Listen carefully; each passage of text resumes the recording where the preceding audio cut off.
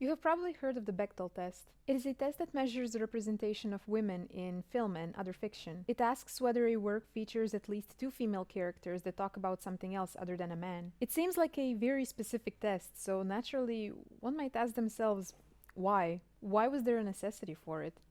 Well, there was and still is. A big one. On December 9, 2014, Mark Lawrence put out a blog post in which he addressed some concerns the readers of his book Prince of Thorns had, stating that there was a lack of female characters. And that caused a bigger debate, not just about this book, but in general about how gender is approached in fantasy stories. Fantasy as a genre has existed for a long time, and in its lifespan, it has rewarded us with many gifts, from gorgeous storytelling that transports us into imaginary worlds, to teaching us more about the world we live in a unique and creative way. It is for that reason that I believe it is important to reflect on what was offered to us and become more aware of some underlying issues that we usually like to sweep under a rug. The problem of female characters in fantasy stories is not just a tale as old as time. Even though we have seen some change, modern solutions unfortunately carry with them old lingering issues. And because of that, to understand this topic that I will talk about today, and to realize why is it important to discuss it and eventually solve it,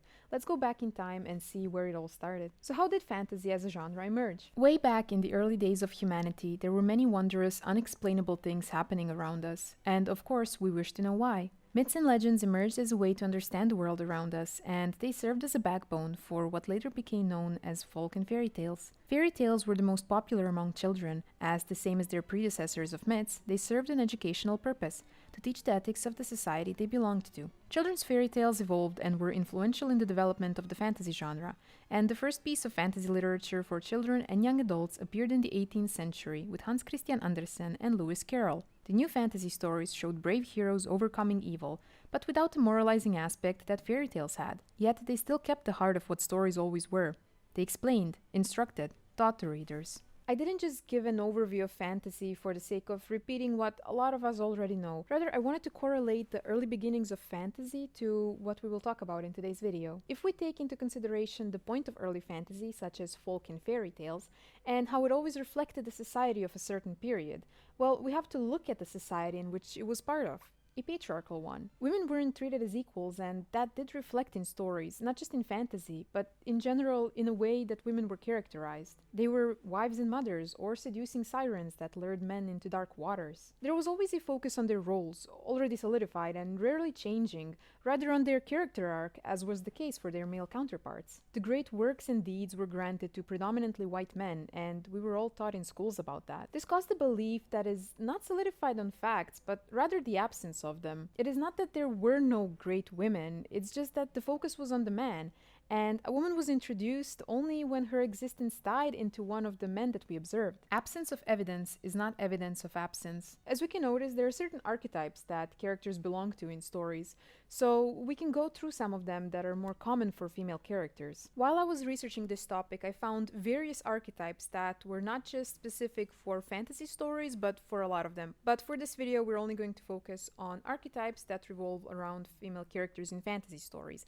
and I decided to group them into two categories, traditional and modern fantasy. By traditional, I refer to early fantasy works and those that follow a structure that is common to those early stories. But traditional will also refer to the role of the female characters that are seen as the norm in more conservative, conventional settings where traditional values prevail. On the other hand, modern fantasy will focus more on other archetypes that don't fit the traditional narrative, and more importantly talk about one specific type of a character that emerged, one might say, as a result of the traditional female character, the strong female character. Another thing I would like to mention is that in this video I will only focus on male and female gender, which is not done to exclude others. Rather, the research I was able to do focused only on finding the differences in language and performance of male and female characters. But without any further ado, let's go on an adventure to see exactly what we mean by the problem of female characters in fantasy stories. And for that, we shall follow the hero's journey.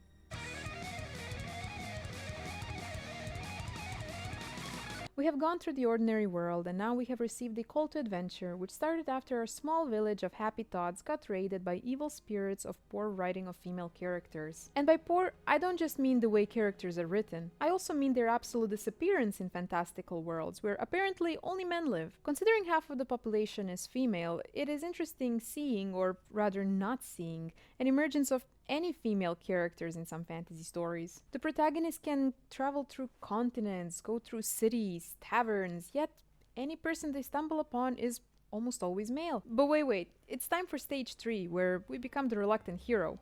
Clearly this is just a coincidence, right? It's just that the author decided to write, let's say, a fantasy story that is inspired by medieval times. And like, come on, you can't have female bandits or female characters on thrones or any other places of power. You get it, don't you? But our mentor, some wise old crone who just decided to follow us on our journey, is here to set us straight by reminding us that not including female characters is nothing else but a choice the author has made. Wherever the inspiration came from, the beauty of fantasy is that it goes beyond the limits of reality and that it is not grounded in it. If you're writing fantasy, it's already unrealistic. A departure from reality is inherent in the name of the genre. But unfortunately, that is not enough to understand the importance of representation in stories. And so, it's time for us to cross the first threshold and face the problem head on. In traditional fantasy, which I explain what I mean by this term, there are two types of female characters, the non-existent ones and those that belong to traditional female roles. Let's see who the contestants are. First we have the nurturer, the good wife, the martyr. They're usually tied up caring for others and sacrifice themselves to help. They're often a supporting character and can be used as an emotional catalyst for the main character, to get them going. The protagonist is reluctant to destroy the evil forces that emerged. Have them kill his mother, that will teach him. The next one is the seductress, or the femme fatale, which is a sexually driven character that serves as a personification of the lust and desire of our main character.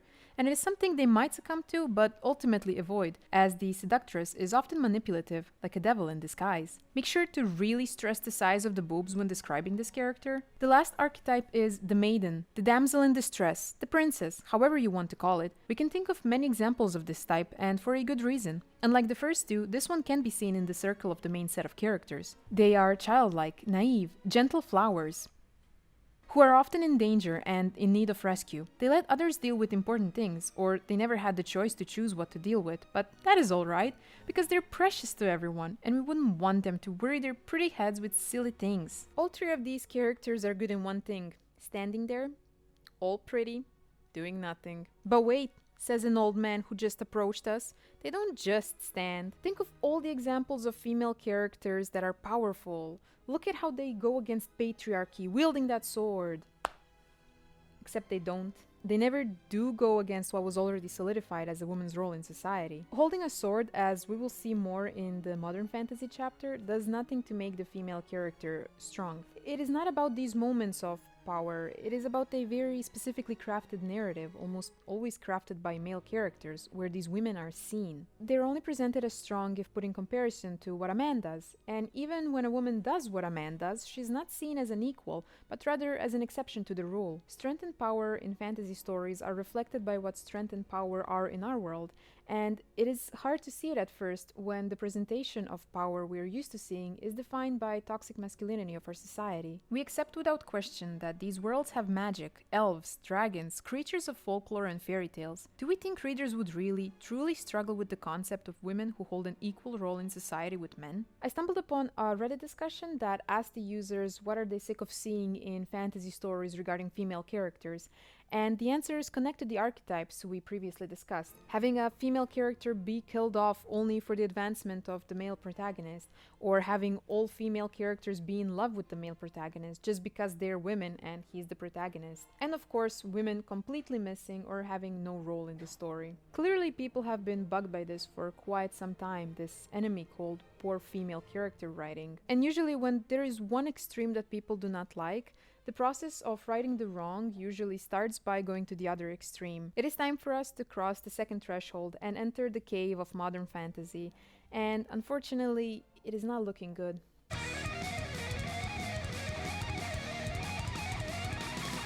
During my research, I stumbled upon one document that kind of explained exactly what I wanted to talk about in this video, so most of the data I will talk about comes from there. I will link all the articles and documents that I've researched for this video, so feel free to check them out. I found them very interesting to go through. As I mentioned last, readers asked for novelty. Times were changing and so did the fantasy genre. Writers started experimenting with structures, plots, and characters. Although having a female warrior is not a new thing in fantasy, I would say modern fantasy is defined by this occurrence, especially in the new subgenre that emerged and gained a lot of popularity, young adult fantasy. The archetypes mentioned before definitely still stayed, especially the princess/damsel one, as we can see in a lot of teen fantasy stories, but it definitely got tweaked. She is not only resilient, but willfully determined. While she will take responsibility for others, she decides which others and under what conditions. She is brave, resourceful, and in the end powerfully effective when seeking her own ends. She is self-sacrificing. She chooses action for the greater good, comprehending what it costs her. She may be proud, but she rejects vanity and, quite explicitly, any suggestion that commodified femininity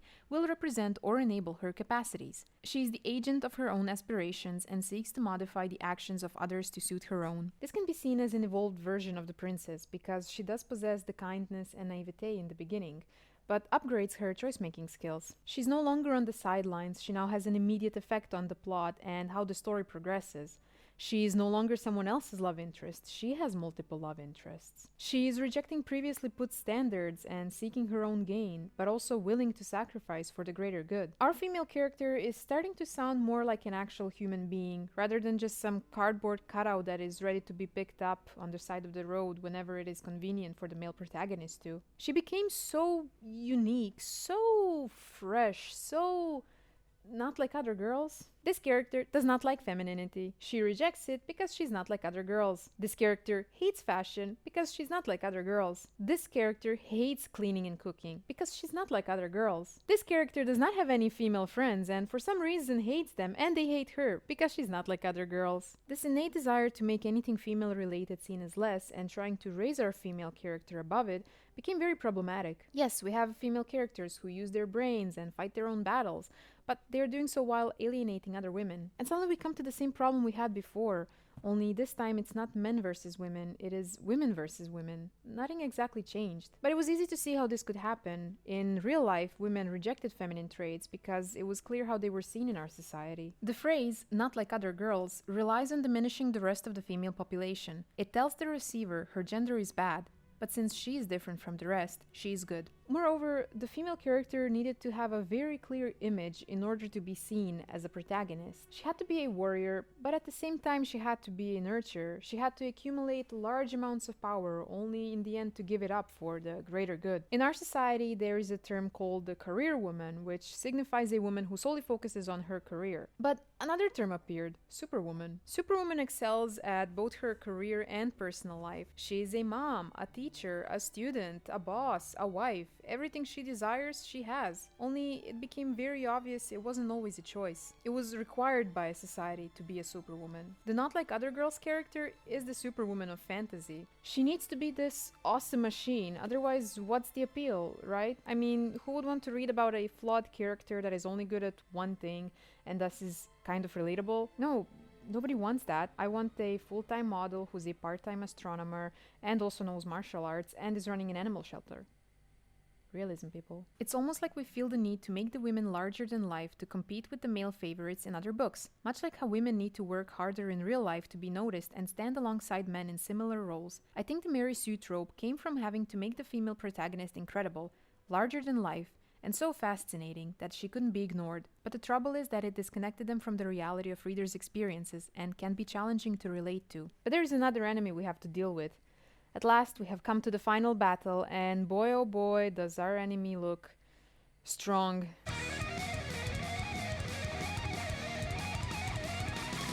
So, to further investigate this need to make female characters look strong, a research paper that I found looked into the words that are used to describe female characters on the back of YA fantasy book covers. The research paper states that most of the book descriptions contained masculine coded language within them, even when the main character was a female. To make this discovery, the paper had in the appendix a gendered word list where we could see that the words such as adventurous, commanding, self-confident, and threatening were assigned to men, while words such as Caring, gentle, loving, sensitive, and understanding were associated with women. This was then used to compare the words that were used on the back of the book covers to describe characters. Based on the findings of the research paper, we can see that the female characters were purposely described with stereotypically male words in order to portray a so-called strong female character. Although there is nothing wrong with having female characters described as their male counterparts, because while gendered personality traits can be used on any type of a character, the problem that arose was the sole focus on this type of characterization. Suddenly, no other type of a female character was good enough to be considered a good protagonist. In the same way, our reality, unfortunately, to this day blindly follows certain gender roles,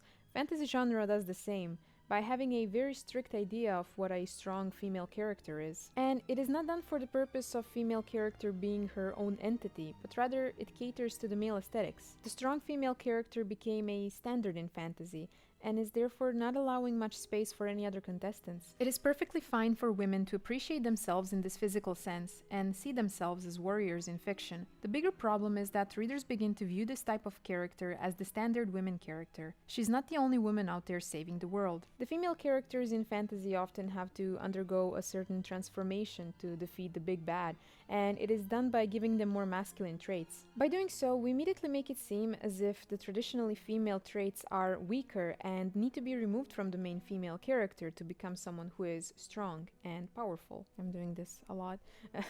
The gendered word analysis exposes the pervasive use of masculine gendered language in book copy, regardless of the gender of the main character or who it is being marketed to. The persistent positive associations with masculine gendered language imply how women in books often have to give up their more feminine qualities to be respected enough to save the world. Same as we mentioned in the traditional fantasy section, there are certain archetypes that correlate to what we already talked about now. So let's see who the ladies are. First we have the Amazon. She's a powerful, competitive, independent, confident woman. She knows it all, and even if she doesn't, she's natural at honing skills faster than you can spell them. Next we have the Father's Daughter, a very studious and intelligent character that mostly can be seen with male characters, and always has some beef with women. If the eldest daughter was a fantasy trope, this would be it, as she's also fiercely independent and used to doing everything herself. Lastly, let's give it up for the boss or the matriarch, who, by the sound of it, is a leader. She can be arrogant, inflexible, very determined, and a workaholic. She can manage whatever, a kingdom or a family, and she does so with a stern hand.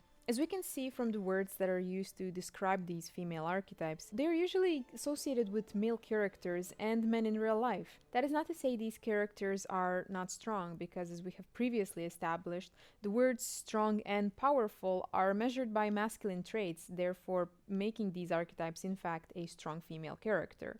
But that does not mean they are good female characters. In theory, words should not be gendered and anyone should be whatever they want to be, and it is important to have diversity of characters, not just for representation, but for the sake of having new, not told yet stories. So if we only look at this side of the argument, technically there is no need to discuss the problem of female characters.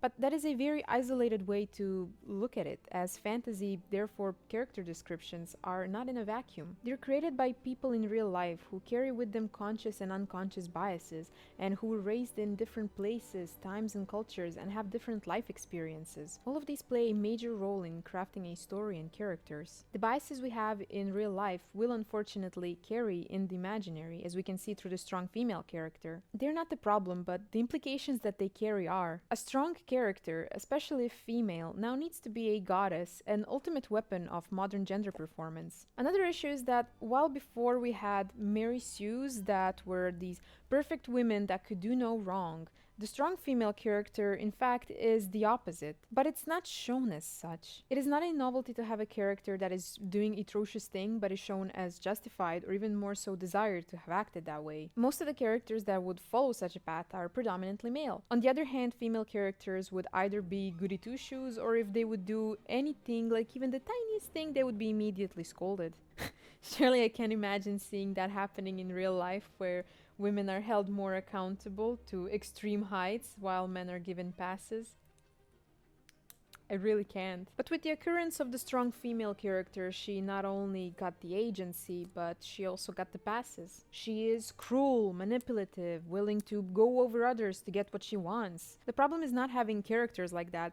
Even more so, those are usually the most entertaining ones, our beloved morally grey characters. It is when these traits are shown as admirable that the problem occurs. And that is kind of not fantasy's fault. Reality affects the fantastical.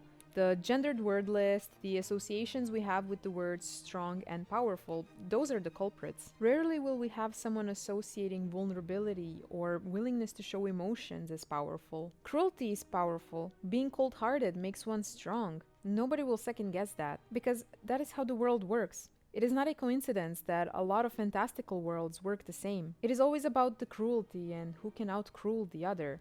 So, by all means, the strong female character is strong and powerful, because nobody will associate these words with anything else but toxic masculine traits. Moreover, it's not just the male authors that are following these formulas. Far from it. This goes beyond gender. While that may influence the description of female characters, as we can see in older fantasy books, where the majority of popular books were written by white male authors who like to ignore the existence of any other gender but female and any other race but white, it is the system that is flawed. Ah yes, the good old system. Where did that accent come from? What? Although the author is the chef, there are a lot of other ingredients that make up the final recipe. The author may write a book for themselves, but ultimately they know who their readers are and they know what their readers want. And even more so than the author, the publishers will want to catch up to the latest trends and see what the readers wish to consume. But as with everything, they can't be right. We can see that from the sole fact that love triangles still exist. Seriously. Why? The good thing for us is that this isn't a one-way street, or else there would have never been any change in female characters ever. So, what is it that we can do?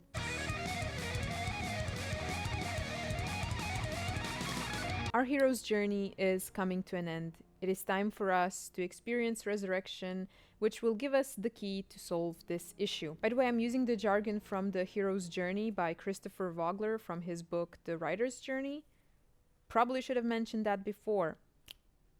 Anyway, fiction is, well, fictional. Even though fantasy is influenced by reality, unlike the latter, the former has the ability to not be defined by historical accuracy or societal expectations. And because of that, fantasy can also influence reality. We need to come full circle, so to speak, by once again highlighting more feminine qualities, only this time embracing them as heroic. But there should also be women depicted as heroes through the use of their traditionally feminine qualities. These qualities shouldn't be demonized or portrayed as weak and unhero-like. All humans are complicated and complex, women included, and they should be represented as such in fiction. Femininity was often used as a way to objectify women in stories. The focus should shift by portraying how a female character can be feminine and powerful. Femininity is not a weakness, and we should refrain from showing it as such. My biggest problem with the topic of this video, as Robin Hobb put it when commenting on the discussion about female characters in books, she states that there was no mention that I can find of whether or not it would be okay to write a story with no male characters. People always seem to have opinions when it comes to female characters, yet we never see a discussion on, oh, this male character was portrayed through a toxic masculine lens and we think that's problematic. And to rub the salt into the wound even more, the toxic representation of female characters is not even seen as toxic a lot of times, because it's that normalized. The discussions are always about how a female character should act, or how many female characters there should be, like we're talking about a book trope. But having women do interesting things in your novel is not the same as including a certain plot trope or tone or approaching the story from a particular angle. Women are not one of the elements in a writer's bucket of plot points and tropes. They're people, just like men, and they should appear as easily in a story as men do. Words, as we have seen throughout this video, are important. Through words, we gain information, and words do not just have a surface level meaning, they symbolize something. But those meanings and symbols can change through time. A word can have a positive or a negative connotation, or have both. It all depends on reframing the way we view certain words. In this case, strength and power. We should look at these words and see infinite ways a character can be represented by them. We should be able to have emotional characters that are seen as strong, no matter the gender. Vulnerability should also be seen as powerful. Same as there are different interpretations of works of art, words can have the same effect on us. Writing is a form of art, and art can represent so much. Even though today I only spoke about female characters, gender cannot be seen in isolation. The problem of gender is tied to the problem of race, the problem of ethnicity, and many more. These are all affected by one another, and even if you, as an individual, don't really care about what gender or race a character is, we can't deny that it is definitely playing a role in our society. Ethnicity and nationality, as Richard Jenkins states, are imagined but are not imaginary, and the same can be said for race and gender, and neither are they so in fantasy. And yes, gender and race shouldn't define characters, but gender and race do matter, in our world at least. People can decide that they don't define themselves by their gender or their race, but society as a whole will continue to do so. Studies have suggested that representation in stories and in media can have a huge impact on a person's self-esteem, and also on how they're perceived by others. More representation means less stereotyping and more understanding in real life. To end this video, while I was researching and writing the script, I stumbled upon an audiobook by Bell Hooks, Feminism is for Everybody, and I don't think that was a coincidence. By the title of it, Bell Hooks states that feminism is not just for women, it is for everybody. Sadly, most of the people that will look into these topics are women and therefore won't reach the full audience. Patriarchy and toxic masculinity have injured a lot of us, and if the Barbie movie has taught us anything, it is that men are affected by it too in a negative way. Toxic masculinity is not helping anybody, and by reframing the way we view certain traits and words, such as strong and powerful, we can not only create good male and female characters, but relatable ones too. And I would like to see that. I think we all would. I initially wanted this video to be like a 10-minute overview, but very early on I realized that that won't be a possibility. I didn't want to rush this video because I find this topic very important to discuss, and I hope I did it justice, but I am very well aware that there are a lot of things I haven't mentioned, and that is why I will continue to educate myself on this. Because I want to see change, and luckily I am, by various new books that I see are focusing on creating good female characters. And the last thing I wish to mention is that this video is not here to talk crap about books that are following certain patterns that I mentioned in this video. I think we can all love stories, but at the same time understand their criticisms. But yeah, that's it from me for today. I hope you enjoyed this video. I hope to hear your thoughts on female characters in fantasy, and yeah, I'll see you soon. Bye bye!